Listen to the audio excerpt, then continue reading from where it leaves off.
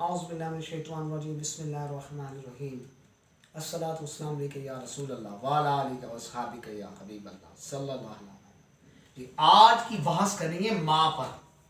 ماں جو ہوتا ہے، ماں عام طور پہ عربی میں تو ہم نے یہ سنا نا زیادہ تر ماں مسئولہ، لیکن ماں مسئولہ نہیں بلکہ ماں کی 10 اقسام ہیں، اور ان میں سے ماں استفہامیہ ہوتا ہے، ماں استفہام، ماں مسئولہ، ماں تعجب، ماں نکرہ موصوفہ، ماں شرطیہ، ماں استفہامیہ، ماں ابہامیہ، ماں قافہ اور ماں حجازیہ اور ماں مصدریہ اور ماں بمعنی مدت یعنی مدت کو بیان کرنے کے لیے، اور ماں زائدہ۔ اب یہ 11 اقسام ہیں۔ اب اس کی علیحدہ مثال اور تمثیل کے ساتھ سمجھیں۔ ماں استفہامیہ، اس کی مثال قرآن مجید سے آپ یوں دے سکتے ہیں، ماں تلکا بیمینکا ابی موسیٰ۔ اب فرمایا کیا ہے آپ کے ہاتھ میں موسیٰ علیہ السلام کو، آپ کے دائیں ہاتھ میں کیا ہے؟ اب آج کوئی اعتراض کرتا ہے کہ نبی علیہ السلام کو، اللہ کے نبیوں کو غیب کا علم نہیں ہے، اگر پوچھا ہوتا تو سوال کیوں کیا جاتا؟ اب یہ سوال یہ اللہ تبارک و تعالیٰ نے پوچھا موسیٰ علیہ السلام سے، وما تلکا، کیا ہے آپ کے ہاتھ میں؟ اب اللہ نے پوچھا آپ کے ہاتھ میں کیا ہے، کیا اللہ کو علم نہیں ہے؟ اب اللہ سے علم کی نفی کی جا سکتی ہے؟ معاذ اللہ نہیں، وہ تو عالم الغیب ہے، وہ تو دلوں کی راز جانتا ہے، ان علیم بذات الصدور ہے۔ اب اللہ تعالیٰ سمجھ کی توفیق عطا فرمائے۔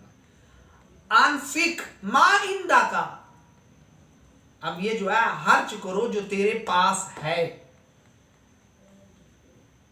ما نافیہ بھی ہوتا ہے، ما نافیہ، ما کتبت، جو لکھا، ما ذہب زید، زید نہیں گیا، ھذا بشر، ھذا بشر، تو ھذا بشر، ھذا مبتدا اور بشر اس کی خبر، لیکن ما نافیہ، ما ھذا بشر، تو اب بشر سے بشرا حالت نسبی میں چلا گیا، ما مشابہ لیس، ما ھذا بشر، یہ بشر نہیں ہے، وما محمد الا رسول اللہ۔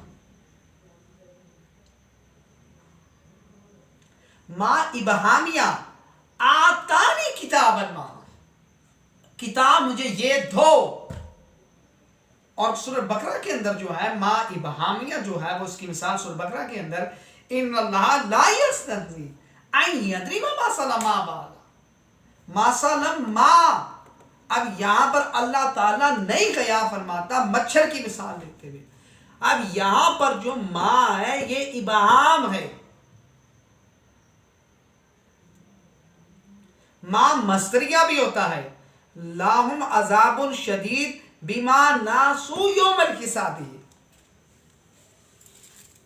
ما کافہ بھی ہوتا ہے، انما اعمال بالنیات، اب حالانکہ انما اعمال آنا چاہیے کیونکہ ان حروف مشبہ بالفعل ہے، لیکن حروف مشبہ کی وجہ سے حالت ترتیب نہیں گیا کیونکہ ما داخل ہو گیا، اور ما کافہ جب داخل ہوتا ہے تو پھر وہ اپنا انا کو یعنی حروف مشبہ کو عمل کرنے سے روک دیتا ہے۔ عمل دینے سے کیا روکتا ہے؟ نصب دینے سے روک لیتا ہے، تو پھر جو اس کی حالت ہے اسی حالت میں رہتا ہے، اس لیے انما الاعمال ہوا، حالانکہ انما امالا ہونا چاہیے، لیکن ماء کافہ کی وجہ سے انما امالو لا امالا نہیں ہوا، بالنیات، انما بکر عالم، اب بکر حالانکہ اسم ہے تو لیکن اب یہ ماء کافہ کی وجہ سے بکر اور عالم حالت رفع میں پہلے کیونکہ وہ خبر، تو انما بکر عالم، لیکن ماء حالہ ہونا چاہیے انما بکر عالم، لیکن ماء کافہ کی وجہ سے انما بکر عالم۔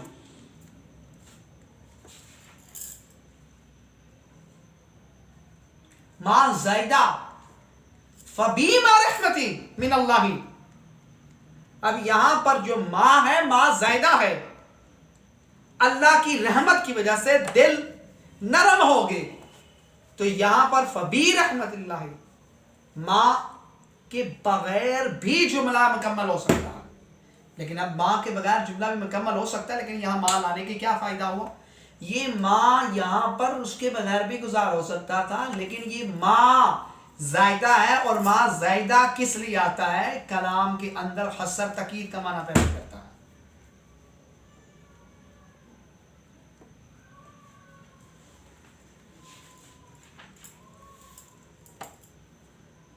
ما تعجبی فما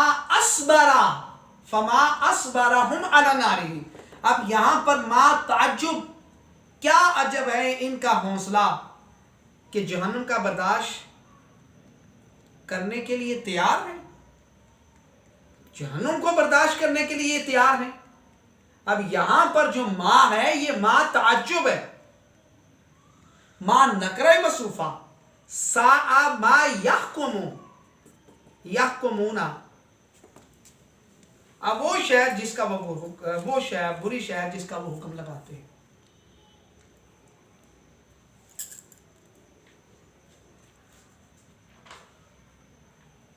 ما استفہامیہ، ما استفہامیہ، ماذا اراد اللہ بہذا مثلا۔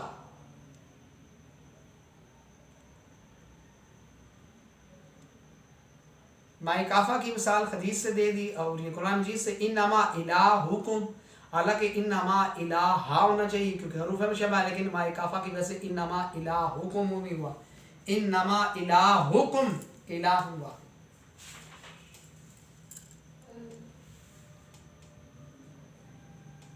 ما حجازیہ وما ظالمونا ولکن قانوا انفسهم یظلمون۔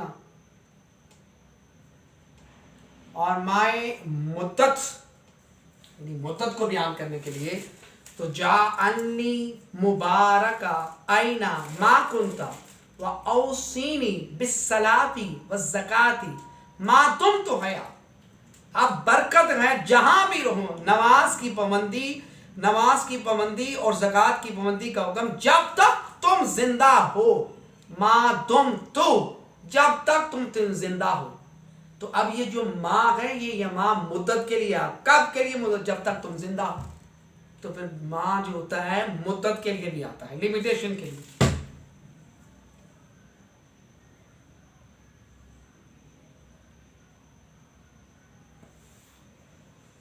اللہ تعالیٰ حضور کے صدقے فضل فرمائے، رحمت فرمائے۔ یہ صرف مقصد یہ ہے کہ قرآن مجید کی عبارات کو سمجھنا، حدیث کی عبارت کو سمجھنا، کیونکہ عربی گرامر کے بغیر، عربی ٹینس کے بغیر آپ قرآن مجید کو، حدیث مبارک کو نہیں سمجھ سکتے، بالکل نہیں سمجھ سکتے۔ جو یہ کہے کہ میں عربی گرامر کے بغیر قرآن حدیث کو سمجھ سکتا ہوں، یہ ایسا بالکل غلط اور جھوٹا دعویٰ ہے۔